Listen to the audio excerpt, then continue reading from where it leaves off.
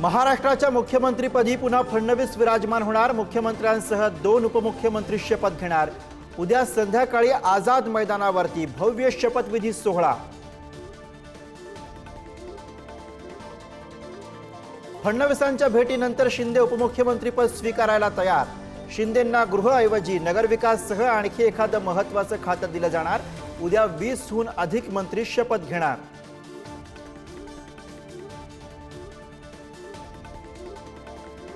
जितेंद्र आव्हाडांकडून ठाण्यामध्ये ईव्हीएम विरोधात स्वाक्षरी मोहीम राबवली जाणार। ईव्हीएम मध्ये घोळ असल्याचा मवियाचा आरोप। राज्यभरामध्ये अनेक ठिकाणी विरोध।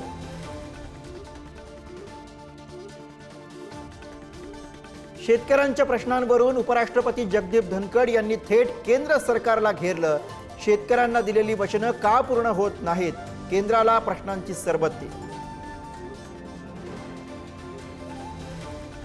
फेंगल चक्रीवादळामुळे कोकण, गोवा आणि मध्य महाराष्ट्रामध्ये वादळी वाऱ्यासह मुसळधार पावसाची शक्यता। मच्छीमारांना अरबी समुद्रात मासेमारीसाठी न जाण्याच्या सूचना।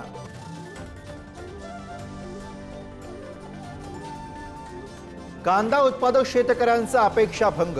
श्रीलंकेने आयात शुल्क कमी केल्यामुळे दरवाढीची होती अपेक्षा। मात्र कांद्याच्या दरात लासलगाव, मनमाड आणि नांदगाव बाजारामध्ये 800 ते 1000 रुपयांची घसरण।